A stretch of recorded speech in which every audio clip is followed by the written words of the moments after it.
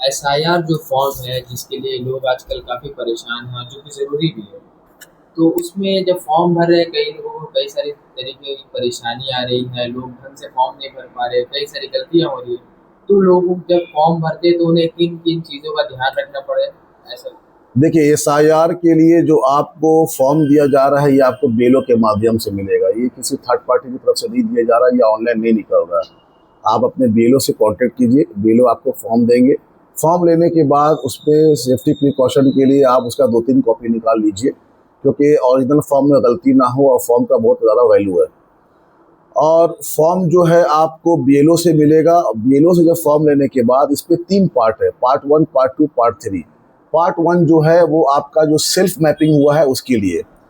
Part 2 जो है अगर आपका पेरेंटल मैपिंग है, मदर फादर या ग्रैंड मदर या ग्रैंड फादर से है। और पार्ट 3 जो आपका एग्जिस्टिंग डिटेल है वो आपको फिल करना है।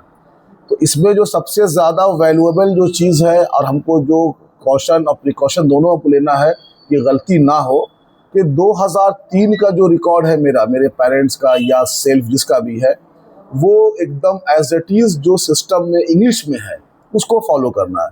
लेकिन जो पब्लिकली हम लोग को 2003 का मास्टर रोल दिया गया है वो हिंदी में।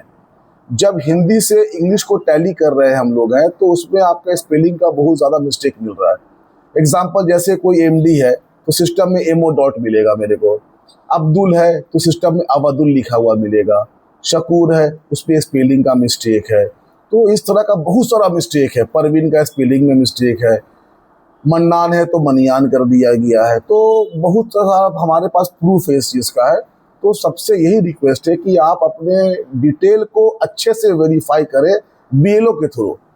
थर्ड पार्टी से आप वेरीफाई कीजिएगा। अगर किसी तरह का आपका डाटा मैच नहीं हुआ और आपको वहाँ पर ही डॉट में डाल दिया गया या किसी तरह का मिसमैच हो गया तो फिर आपके लिए एक नोटिस आने का संभावना बढ़ सकता है आपके लिए। दूसरा चीज़ के फॉर्म भरने का जो टाइम लिमिट दिया गया 29 तारीख है, लेकिन कल जैसे हम लोग को इन्फॉर्मेशन मिला, डीसी साहब का भी हम लोग वीडियो देखे थे फेसबुक पर, कि उसमें एक रिक्वेस्ट किया गया था कि 15 तारीख तक आप लोग फॉर्म जमा कीजिए। उसके बाद की जो प्रक्रिया है उसको सिस्टम में अपलोड करना, शॉर्टिंग करना, कुछ लोग घर ट्रांसफ़र कर चुके हैं, कुछ लोग डेथ कर चुके हैं, सबको फाइंड आउट करना है, नया लिस्ट प्रिपरेशन करना है। तो इस काम को प्रायोरिटी देते हुए फास्ट ट्रैक में करना हम लोग के लिए बेहतर होगा। और सबसे जो इम्पोर्टेंट चीज़ है इसमें दो ही है कि आप अपने बीएलओ से कांटेक्ट कीजिए और बीएलओ से जो डाटा मिलता है 2003 का इंग्लिश में आप फॉर्म में उसको ही भरिए आप। और हम ये बोलेंगे कि अभी हर घर में लैपटॉप है, स्मार्ट मोबाइल है। अगर हो सके तो मेरा सजेशन ये है कि बाय सेल्फ बैठ करके अपने घर में अपने लैपटॉप से या मोबाइल से फॉर्म फिल कीजिए। क्योंकि ऑनलाइन जब फॉर्म फिलअप किया जा रहा है तो उस पर फील्ड लेवल वेरीफाई आपका वैलिडेशन है। अगर जैसे कि आप अपने मदर फादर का ईपिक नंबर डाल रहे हैं तो उसमें आपको ग्रीन टिक मार्क मिलता है। अगर कुछ मिस्टेक होने पे कॉशन का वहाँ पर सिंबल आता है। तो इससे ये होता है कि चलो भाई, मेरा जो सिस्टम में डाटा हम डाले हैं वो मेरा सेल्फ वेरीफाई हो गया। और कुछ लोग क्या कर रहे हैं, एक प्रॉब्लम कि वो ऑप्शनल आइटम को फिल नहीं कर रहे हैं। ऑप्शनल आइटम को फिल नहीं कर रहे हैं तो वो गलत है। जो ऑप्शनल है लेकिन आपके पास डाटा है तो आप काइंडली फिल कीजिए। जितना कुछ आप सरकार को दीजिए आपके हक में बेहतर होगा। तो यही चीज़ है कि आप फॉर्म को ऑनलाइन, उस पर ऑनलाइन अगर आप भरना चाह रहे हैं तो उसमें कुछ 15 स्टेप्स है। पहले आप वेबसाइट में लॉग जाइए, नंबर 2 लॉगिन कीजिए, नंबर 3 अपने फॉर्म के लिए क्लिक कीजिए, स्टेट सिलेक्ट कीजिए, ईपिक नंबर डाल के सर्च कीजिए। इसमें ऑनलाइन फॉर्म भरने के लिए जो मैंडेटरी है, मेरा मोबाइल नंबर लिंक होना चाहिए। अभी भी लोग का मोबाइल नंबर लिंक नहीं है वोटर कार्ड से। वोटर कार्ड से मोबाइल नंबर लिंक नहीं रहेगा तो नहीं होगा।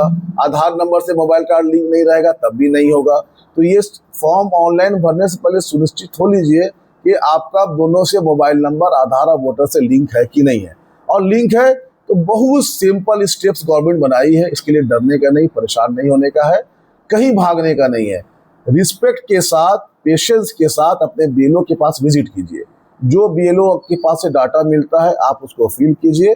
आप एसआईआर बहुत इजीली, बहुत कंफर्टेबली और आपका फील होगा।